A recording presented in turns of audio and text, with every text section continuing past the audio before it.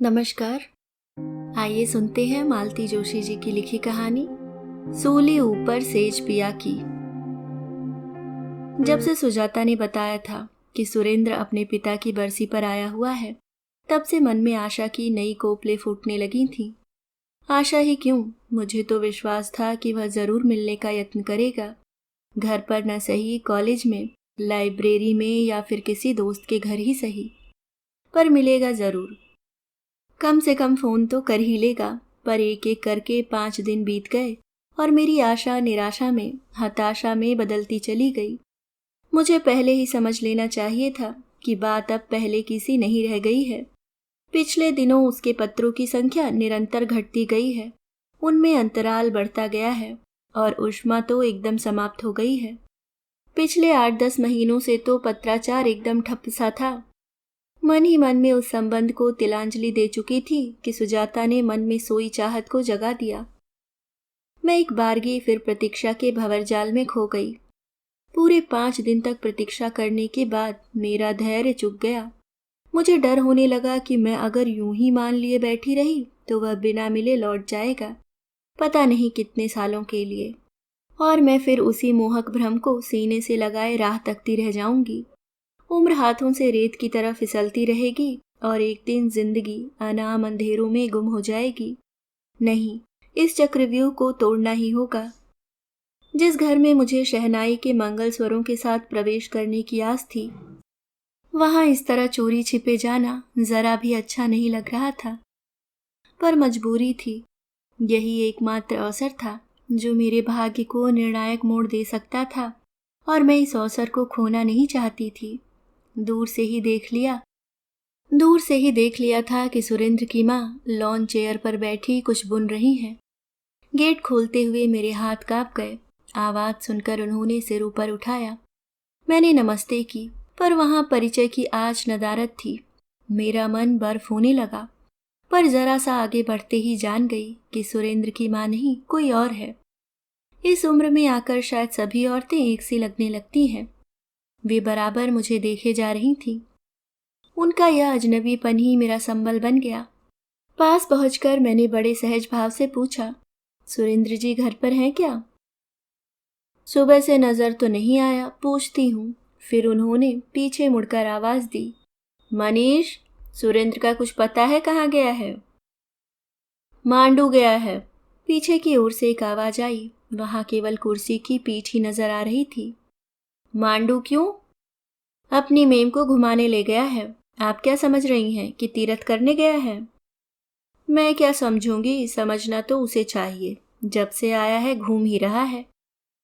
यह नहीं कि अपनी दुखियारी माँ के पास घड़ी खाट बैठ ही ले। घूम लेने दो मम्मी, अपनी बीवी को इस महान देश की झलक दिखा लेने दो, फिर पता नहीं यहाँ कब आना हो। मुझे पता ही नहीं चला मैं कब पलट कर फाटक तक पहुंच गई। पीछे से वे आवाज देती ही रह गई, अरे बिटिया, तुम तो चल दी। सुरेंद्र से कुछ कहना था क्या? ओरे मनीष, जरा नाम पता तो पूछ ले बेटा। पर इससे पहले कि कोई मेरे पीछे आता, मैं ऑटो रोककर उस पर बैठ चुकी थी। सुजाता के यहाँ जाकर उसकी अच्छी तरह खबर लेने का विचार भी मैंने त्याग दिया था। यह काम मैंने घर जाकर फोन पर किया। बेचारी गिड़गिड़ाने लगी, रीना, कसम कह रही हूँ कि मुझे बिल्कुल पता नहीं था। वो तो दूसरे दिन मैंने उसकी मेम को देखा, पर फिर दोबारा तुम्हें फोन करने की हिम्मत ही नहीं पड़ी। मुझे जरा भी शक होता कि तुम इस तरह धड़धड़ाती हुई वहां पहुंच जाओगी तो मैं सचमुच तुम्हें आगाह कर देती। इसके बाद उसे कुछ भी बुरा भला कहना तो व्यर्थ ही था। तमाशा जो मेरा बनना था बन ही गया था। उस दिन तो मनीष जी मेरा नाम पता पूछ नहीं पाए थे, पर दूसरे दिन पता ठिकाना मालूम करके खुद ही पहुंच गए। मैं लाइब्रेरी से निकल ही रही थी कि सामने पड़ गए। आप? जी, मैं मनीष हूँ, सुरेंद्र का दोस्त। कल आप वहां आई थी। याद आया, कल इन सज्जन का नाम भर सुना था, शक्ल नहीं देखी थी। मैंने कहा, कल तो आपने पीछे मुड़कर देखने की भी हजमत नहीं उठाई थी, आज क्या जरूरत पड़ गई? कहीं बैठ सकते हैं? मजबूरन कैंटीन का रुख करना पड़ा। कोने वाली एक मेज पर बैठते हुए मैंने कहा, 1:15 बजे क्लास है मेरी। We will make it fast. बिल्कुल जी, मैं भी फुर्सत में नहीं हूँ। वो तो सुरेंद्र ने कसम दिला दी इसलिए आना पड़ा। आप शायद जानती नहीं, हम दोनों बहुत पुराने दोस्त हैं। हम दोनों के पापा एक ही प्रोजेक्ट पर बरसों साथ रहे हैं। हम लोगों के बंगले भी जुड़वा ही थे। मम्मी का भी आंटी से बहुत ही बहनापा हो गया था। इसलिए इस बार जब मैं सुरेंद्र से मिलने आने लगा तो उनसे नहीं रहा गया, वे भी साथ चली आईं। जाहिर है आप मुझे फैमिली हिस्ट्री सुनाने तो नहीं आए हैं। सॉरी, मैं सिर्फ अपने आप को इस्टेब्लिश करना चाहता था ताकि आपको भरोसा हो सके। अगर आप दो टूक बात सुनना चाहती हैं तो इससे अच्छी बात और क्या हो सकती है। देखिए, सुरेंद्र ने कहा है कि हम लोगों, मेरा मतलब है आप लोगों के बीच सब कुछ समाप्त हो गया है। मजबूरी में ही सही उसे यह निर्णय लेना पड़ा है। उसे उम्मीद है कि आप उसे उदार अंतःकरण से क्षमा कर देंगी। यह तो हुआ उसका संदेश। अब जवाब में आप जो कुछ कहना चाहती हो कह दीजिए, ताकि मेरा संदेश वाहक का दायित्व पूरा हो जाए। कितने सपाट ढंग से वह इतनी बड़ी बात कह गया। क्या सुरेंद्र ने भी इतनी ही निर्लिप्तता से यह बात कही होगी? यह बात खुद भी तो मुझसे कह सकता था। उसने आपको क्यों कष्ट दिया? मैंने कहा। चाह कर भी मैं अपने स्वर का कंपन रोक नहीं पाई थी। मैं क्या कह सकता हूँ, शायद उसकी हिम्मत नहीं पड़ी होगी। अच्छा, तो मुझे इजाजत है। वह उठा और एक फौजी सल्यूट मारता हुआ बाहर निकल गया। चाय के पैसे ऑफर करने तक का शिष्टाचार उसे याद नहीं रहा। क्लास तो थी मेरी, पर उस मूड में पढ़ाती भी क्या खाक। सिर दर्द का बहाना करके लड़कियों को छुट्टी दे दी और चुपचाप लाइब्रेरी में जाकर बैठ गई। इस समय मुझे एकांत चाहिए था और स्टाफ रूम में वह संभव नहीं था। सब कुछ समाप्त हो गया। बार बार यही वाक्य मेरे कानों में हथौड़े सा बज रहा था। दीदी का चेहरा बार बार आंखों के सामने घूम रहा था। सच, मुझे उन्हीं की आत्मा का शाप लगा है। मैंने अपराध ही ऐसा किया था कि सगी बहन भी मुझे क्षमा नहीं कर सकी। वह तो मरकर सारी व्यथा से मुक्ति पा गई, पर मुझे शायद पछतावे की आग में सारी उम्र जलना पड़ेगा। पता नहीं किस कुघड़ी में वे सुरेंद्र को घर लेकर आई थी। इससे पहले उसका नाम तो कई बार सुना था। यह भी आभास हो चला था कि वह केवल सहपाठी ही नहीं है, इससे आगे भी बहुत कुछ है। यह तो देखने के बाद ही पता चला कि दीदी की पसंद कितनी बेजोड़ है। उसे देखा तो बस ठगी सी रह गई। 16-17 साल की स्वप्नजीवी उम्र थी मेरी। सुरेंद्र को देखकर लगा मेरे सपनों का राजकुमार ही घर चलकर आया है। दीदी और मैं एक साझा सपना देखने लगी थी और इसका किसी को इल्म ही न था। लाख बेवकूफ थी मैं, पर सुंदर थी। सामने वाले को रिझाना भी मुझे आता था। दीदी बेचारी को तो एहसास भी नहीं था कि उनके पांव तले की जमीन खिसकती जा रही है। फाइनल एमबीबीएस की पढ़ाई थी। वे जी तोड़ मेहनत कर रही थी क्योंकि पीजी का एडमिशन भी इसी रिजल्ट पर निर्भर था। शायद उन्हें सुरेंद्र पर अगाध विश्वास भी था, इसलिए वे निश्चिंत थीं। यह तो उन्हें बहुत देर बाद पता लगा कि उनके विश्वास की सतह कितनी भुरभुरी है। वे एकदम गुमसुम हो गईं। पढ़ाई से उनका जीव चट गया। वे घंटों शून्य में नजर गड़ाए बैठी रहती। उनका हंसना, बोलना, गजलें गुनगुनाना सब छूट गया। घर में किसी को खास आश्चर्य भी नहीं हुआ, क्योंकि परीक्षा के दिनों में दीदी पर जैसे जुनून सवार हो जाता था। फिर यह तो फाइनल था। धक्का तो सबको रिजल्ट के दिन लगना था। जब पता चला कि हमेशा मेरिट में आने वाली रेणु 2 विषयों में रह गई तो सब सन्न रह गए। पापा को तो किसी तरह विश्वास ही नहीं हुआ।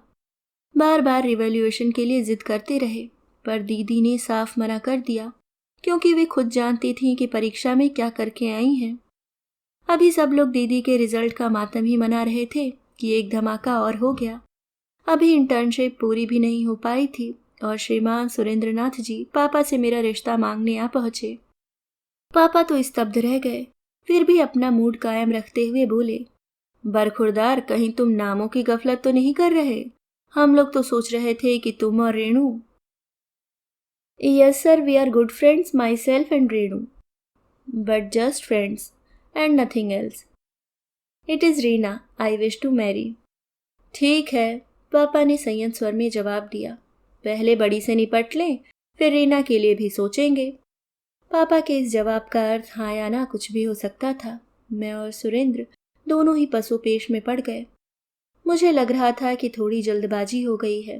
और सुरेंद्र का कहना था कि लोगों का भ्रम जितनी जल्दी टूट जाए अच्छा है। पर केवल भ्रम ही नहीं टूटा, सुरेंद्र के इस प्रस्ताव से किसी का दिल भी टूट गया। इससे पहले मैंने जब जब दीदी की बात उठाई थी, सुरेंद्र ने हमेशा यही कहा था कि उन दोनों के बीच ऐसा कुछ भी नहीं था। न कभी कोई कस्में खाई गई, न वादे किए गए, न किसी ने अपने प्यार का इजहार किया, न वफा का इकरार किया। बार बार यह वाक्य सुनकर मैं भी अपराध बोध से मुक्त हो गई थी। मैं किसी भी तरह अपने को नैतिक दृष्टि से उत्तरदायी नहीं समझती थी, लेकिन अपराधी तो मैं थी। दीदी का सालों का सजोया सपना मैंने उनकी आंखों से चुरा लिया था। इस अपराध का दंड दीदी ने मुझे नहीं, अपने आप को दिया। एक रात जो सोई तो फिर उठी ही नहीं। डॉक्टर थी ना, जीवन समाप्त करने के दर्जनों तरीके मालूम थे उन्हें। घर में तो हाहाकार मच गया। पास पड़ोस में 100 तरह की चर्चाएं होने लगी। सौभाग्य से एसपी परिचित निकल आए। मामला जैसे तैसे दब ही गया। सबने यही समझा कि फेल होने का सदमा रेणु बर्दाश्त नहीं कर सकी। इसमें अविश्वास करने जैसा तो कुछ था भी नहीं, पर घर पर तो सबको सब कुछ मालूम था। मैं तो किसी से आंखें नहीं मिला पा रही थी। मेरा रोना भी सबको नाटक ही लग रहा था। माँ ने तो साफ ऐलान कर दिया कि ऐसे हत्यारे को मैं घर की सीढ़ी नहीं चढ़ने दूंगी। लड़की ब्याहना तो बहुत बड़ी बात है। पापा ने सुरेंद्र के पिता के पास भी खबर भेज दी कि अगर उनका लड़का घर के आसपास भी नजर आया तो वे पुलिस में पकड़वा देंगे। पापा ने किसी चिट्ठी का भी हवाला दिया जो दीदी के सिराहने मिली थी और जो उन्होंने पुलिस को नहीं दी थी। उस चिट्ठी से परेशानी हम लोगों की भी हो सकती थी, क्योंकि उसमें मेरा नाम था, इसलिए पापा उसको दबा गए थे। सुरेंद्र के पिता को डराने के लिए पापा का वह संदेश काफी था। अपनी बदनामी से कौन नहीं डरता। फिर उन लोगों का तो शहर में काफी नाम था, प्रतिष्ठा थी। आनन फानन में उसका दाखिला शिकागो के किसी विश्वविद्यालय में हो गया। उन लोगों के लिए यह कोई मुश्किल काम नहीं था। उनके पास पैसा भी था, पहुंच भी थी। पर मेरा तो भविष्य ही अधर में लटक गया। यूं सुरेंद्र जाने से पहले मुझसे मिला था।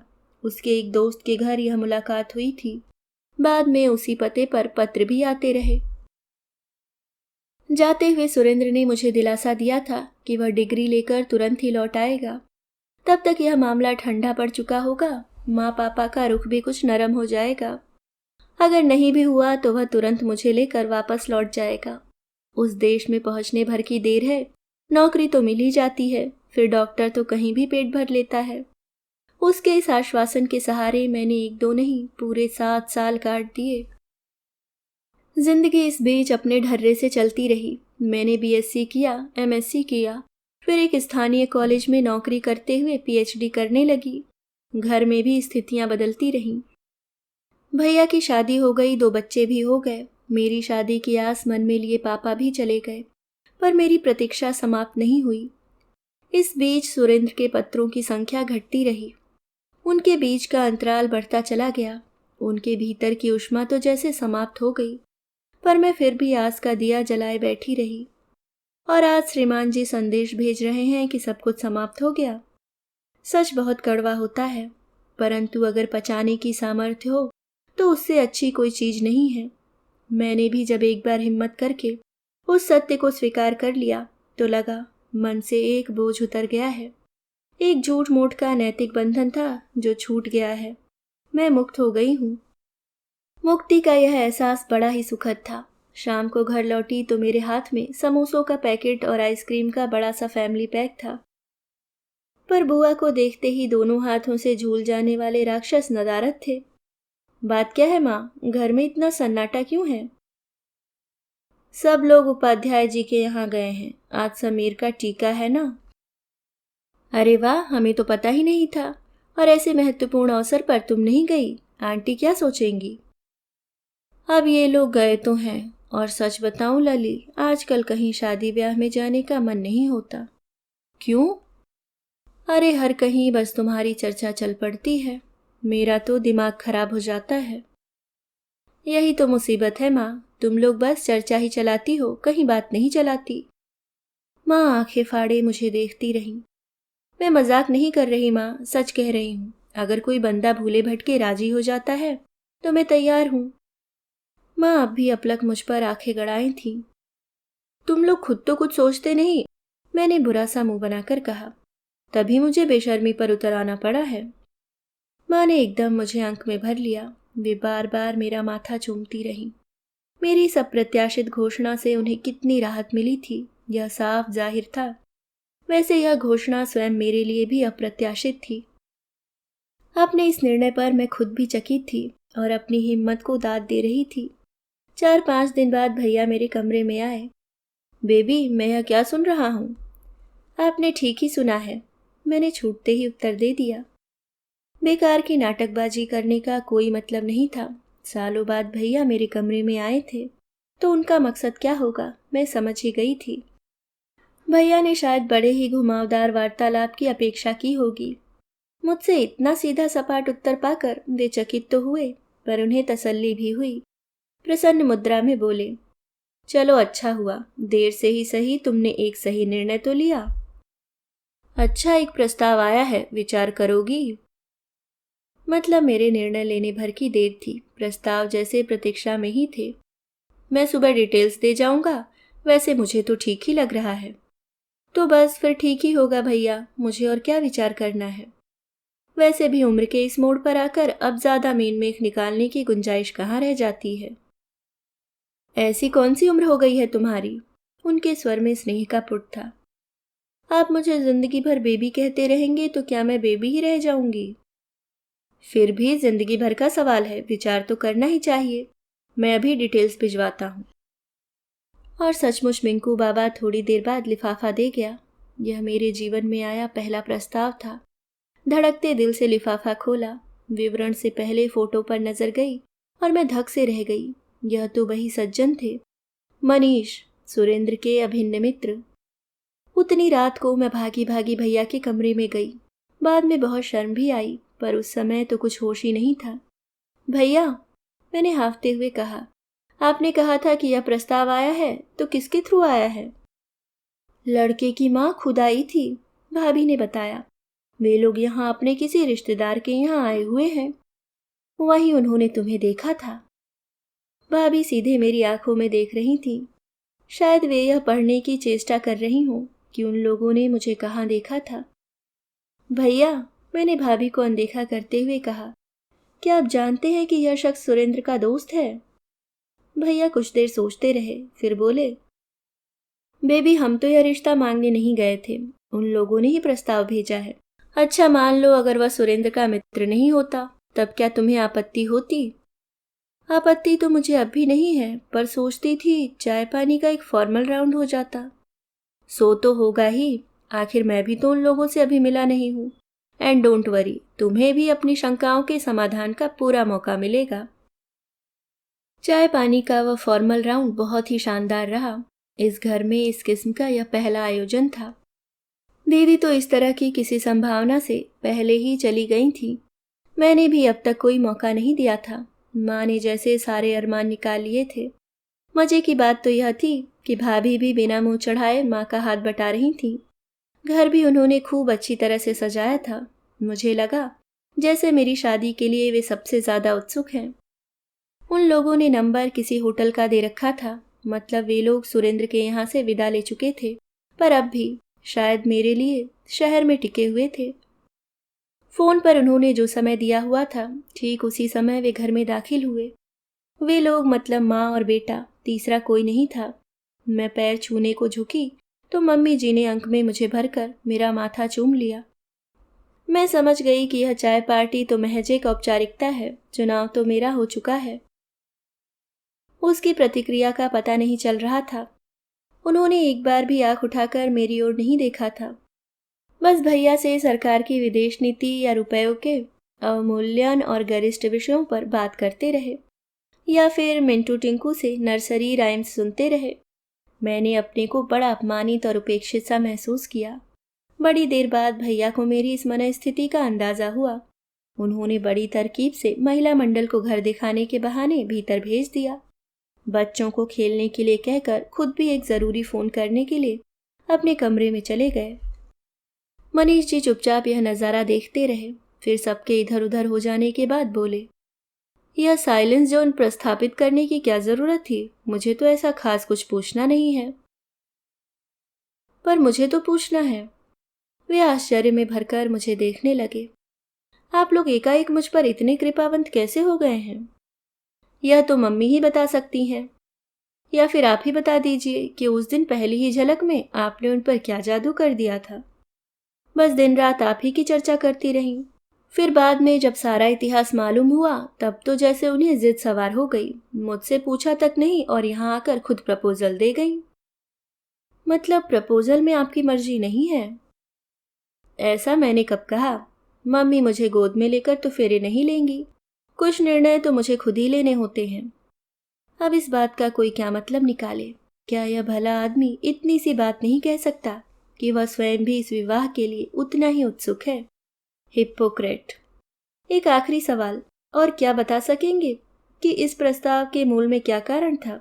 करुणा या प्रशंसा? पता नहीं, शायद दोनों ही हो। इतनी साफ गोई के बाद भी शादी के लिए हाँ करना मेरी सरासर गलती थी। पर क्या करूं? माँ की आंखों में जगमग करते आशा के दीप बुझाने का साहस नहीं हुआ। भाभी का उमड़ा हुआ प्यार, भैया का उल्लास साफ बता रहे थे कि लोग मेरी विदाई के लिए कितने उत्सुक हैं। मना करती हूँ तो पता नहीं फिर जीवन में यह संयोग बने न बने। इसके बाद यहाँ जो जीवन होगा वह बेहद निरानंद होगा। फिर वह अपरिचित पड़ाव क्या बुरा है, कम से कम उसे अपना घर तो कह सकूंगी। माँ हमेशा कहा करती थी, संजोग जब बनता है पलक झपकते सब कुछ हो जाता है। सचमुच ऐसा ही हुआ। मेरी हाँ करने भर की देर थी, आनन फानन में सारी व्यवस्था हो गई और एक दिन मैं सचमुच दुल्हन बन गई। लोग बाग खुश थे और चकित भी। इतना अच्छा घरवर बैठे बिठाए मिल जाना बड़ी बात होती है। सबकी प्रशंसा सुन सुनकर मुझे भी लगा कि अपनी विशिष्ट भाषा शैली के बावजूद मनीष जी एक उम्दा इंसान है। मेरा सारा इतिहास जानते हुए भी मुझे ग्रहण करना छोटी बात न थी। और मम्मी जी, वे तो मानो साक्षात स्नेह और ममता की मूर्ति ही थी। कृतज्ञता से लबालब अंतःकरण के साथ ही मैंने गृह प्रवेश किया। कृतज्ञता का वह ज्वार उतरने में थोड़ा समय तो लगा, पर उसके उतरते ही मुझे यथार्थ की खुरदुरी और बदरंग जमीन नजर आने लगी। मम्मी जी बदस्तूर करुणा निधान बनी हुई थी, पर उनकी उस भंगिमा में मुझे खुशामद की बू आने लगी थी, जैसे वे अपने प्यार दुलार के बल पर ही मुझे रोक लेना चाहती हूँ। अपना शरणागत वत्सल रूप कायम रखने के लिए वे कभी कभी बेमतलब सुरेंद्र का किस्सा छेड़ देती थी। मैं कई बार उन्हें समझा चुकी थी कि मेरे लिए वह प्रसंग समाप्त हो गया है। सुरेंद्र मेरी जिंदगी से नहीं, मन से भी उतर गया है। पर उनकी समझ में कुछ आता ही नहीं था। इधर माँ का प्यार मुझ पर भारी पड़ रहा था, उधर बेटा था कि रुख ही नहीं मिलाता था। दाम्पत्य का अर्थ केवल शरीर रह गया था। सीधी बात करना तो जैसे उन्हें आता ही नहीं था, माना कि वक्रोक्ति का उनका अपना स्टाइल था। फिर हर बात का एक समय होता है। धीर गंभीर व्यक्ति भी अंतरंग क्षणों में तरल और भावुक हो जाता है। हंसोड़ व्यक्ति भी जीवन के नाजुक पलों को हंसी में नहीं उड़ाता। पर मनीष जी के पास तो बस एक ही मुद्रा थी। कई बार मुझे लगता जैसे वे अपने शब्दों को ढाल की तरह इस्तेमाल कर रहे हैं।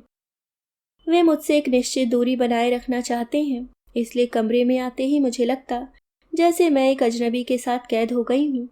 मेरा उस माहौल में दम घुटने लगा। आखिरकार अपरिचय के उस विंध्याचल को पार करने का मैंने संकल्प कर लिया।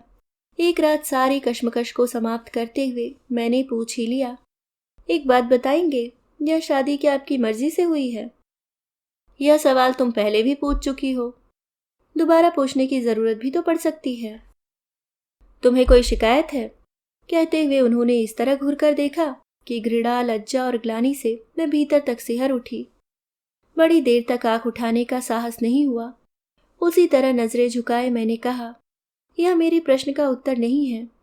देखो, मैं कोई छोटा बच्चा नहीं हूं कि कोई मुझे जबरदस्ती सेहरा बांधकर मंडप में ले जाएगा। यह उत्तर मैं पहले भी सुन चुकी हूं। तो अब क्या सुनना चाहती हो? मैं एक सच्चा और ईमानदार उत्तर चाहती हूँ। सुन सकोगी? मैं सिर्फ उन्हें देखती रही। तो सुनो, मैं तुमसे ही नहीं किसी से भी शादी नहीं करना चाहता था। मैं उस घिनौने व्यक्ति की वंश बेल को आगे बढ़ाना नहीं चाहता जिससे मुझे नफरत है। मैं अपने पिता की बात कर रहा हूँ। मेरी आंखों के सामने ड्राइंग रूम में लगी बड़ी सी तस्वीर घूम गई जिस पर हमेशा एक चंदन का हार पड़ा रहता है। माँ जी रोज वहाँ अगरबत्ती जलाती हैं। इस घर में आने के बाद मैंने सबसे पहले उसी तस्वीर को प्रणाम किया था। उस समय लगा था जैसे वे शांत झील सी आंखें मुझ पर आशीर्वाद बरसा रही हूँ। उन्होंने शायद मेरा असमंजस भांप लिया था। बोले, तुम शायद डैडी की बात सोच रही हो। वे मेरे पिता नहीं हैं, आश्रयदाता हैं। मैं 5 साल का था जब मम्मी से उनकी शादी हुई थी। उन्होंने मुझे वह सब कुछ दिया जो एक पिता अपने बेटे को देता है, पर वे मेरे पिता नहीं थे। अपने पिता का नाम भी मैं नहीं जानता, जानना चाहता भी नहीं। जो आदमी मेरी माँ को ऐसी अवस्था में छोड़कर भाग गया था, उसके नाम से मैं अपनी जबान गंदी नहीं करना चाहता। डैडी न होते तो पता नहीं हम माँ बेटे आज कहाँ होते, साथ भी होते या नहीं कौन जाने। इसलिए मैं अब तक शादी से कतराता रहा। अपने अनाम कुलगोत्र को मैं किसी कन्या के सिर मरना नहीं चाहता था। मैंने मुंह खोलकर यह सब कभी नहीं कहा, पर मम्मी जैसे सब जान गई थी। इसी कारण एक अपराध बोध से वह तिल तिल जलती रही, गलती रही। डैडी जब तक थे उन्हें एक सहारा सा था। उनके बाद तो वे बिल्कुल अकेली पड़ गईं। यह अकेलापन उन्हें भीतर ही भीतर खाने लगा। उनकी सेहत दिन ब दिन गिरती चली गई। तब मुझे महसूस हुआ कि इस बुढ़ापे में उन्हें साथ और सहारे की बेहद ज़रूरत है। शादी न करने की अपनी जिद मुझे छोड़नी पड़ी। इंदौर आने से 2-4 दिन पहले ही मैंने मम्मी से कहा था कि वे मेरे लिए लड़की ढूंढना शुरू कर दें। फिर छूटते ही मैं सामने पड़ गई। हाँ, उन्होंने तुम्हें देखा और उन्हें अपना अतीत याद आ गया। बोली, मनीष, इस फूल सी लड़की का कुम्हलाना मुझसे नहीं देखा जाएगा। और आपने शादी के लिए हाँ कर दी। मैं मम्मी को खुश देखना चाहता था। हालांकि इस शादी में आपका मन बिल्कुल नहीं था। आपने हाँ कर दी। कहा ना, मैं मम्मी को सुखी करना चाहता था, इसलिए आप उनके लिए एक आज्ञाकारी बहू ले आए। ऐसी बहू जिसका एक अतीत है, जिसके बिना पर आप उसे दबा सकते हैं, रौब गाड़ सकते हैं। लेकिन एक बात याद रखें श्रीमान मनीष कुमार, मेरा अतीत इतना गंदला कभी नहीं रहा कि मुझे दूसरों की रसोई में मुंह छिपाना पड़े। ये कैसी बातें कर रही हो रीना? ठीक ही तो कह रही हूँ। आपको घर की सेवा टहल के लिए बिना मोल की एक दासी चाहिए थी। शादी का नाटक इसलिए रचा गया। बस करो रीना, कुछ भी उटपटांग बोले चली जा रही हो। ये दासी वाली बात कहाँ से ले आई? मम्मी बेचारी तो तुम्हें पलकों पर बिठाए रखती हैं, और जहाँ तक मुझे याद है मैंने भी तुम्हारे पत्नीत्व का अपमान तो कभी नहीं किया। मैं उसे सम्मान भी नहीं कहूँगी। आप जो कर रहे हैं वह तो सामंती युग में होता ही था। तब महलों में दासियों का एक कर्तव्य यह भी होता था। क्या बकती हो? वे इतनी जोर से दहाड़े की दीवारें तक दहल गई। यूं तो मम्मी जी कभी हमारे कमरे में ताक झाक नहीं करती थी। रात को तो वे नींद की गोली खाकर ही बिस्तर पर जाती थी। फिर भी मुझे डर हुआ कि वे अभी आकर पूछेंगी कि क्या हुआ। बड़ी देर तक मैं सांस रोके बैठी रही। उस धमाके के बाद कमरे में एकदम सन्नाटा सा खिंच गया। मौन की एक लंबी चादर हम दोनों के बीच तन गई। 1 दिन, 2 दिन, 5 दिन ऐसे ही बीत गए।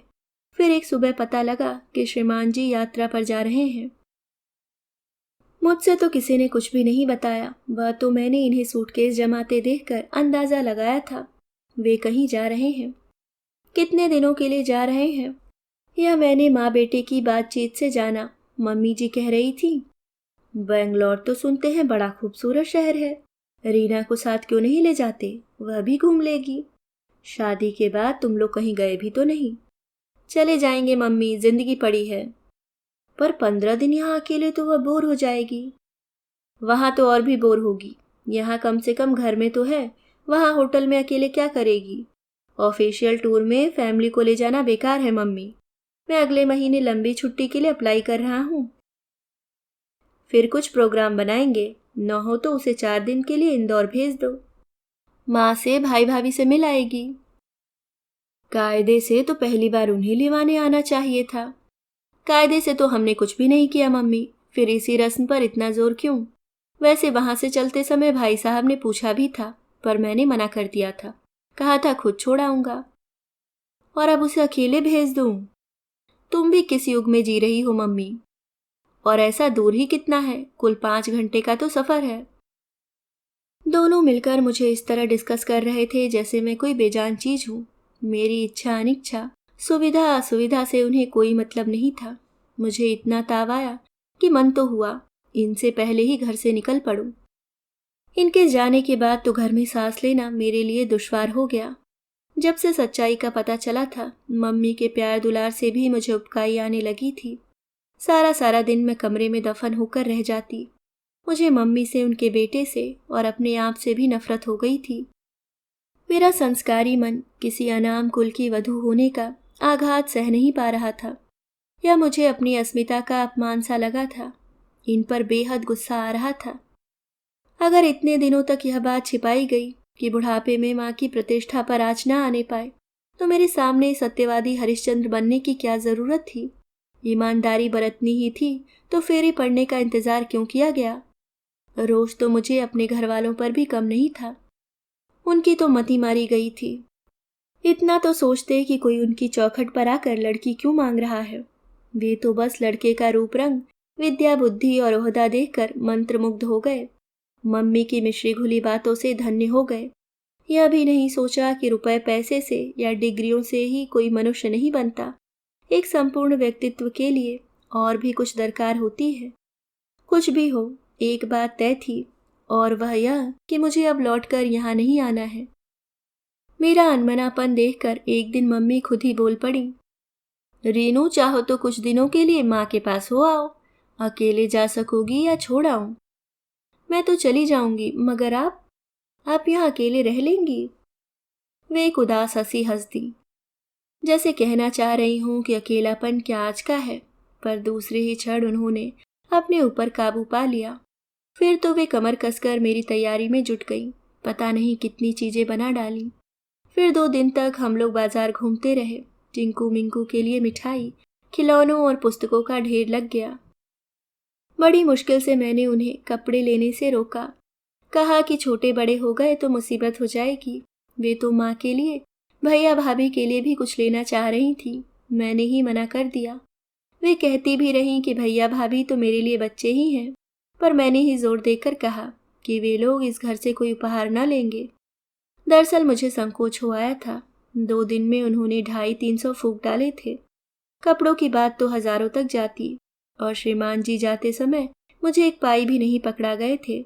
इतना सभ्य और सुसंस्कृत व्यक्ति इतना सामान्य शिष्टाचार भी भूल गया था।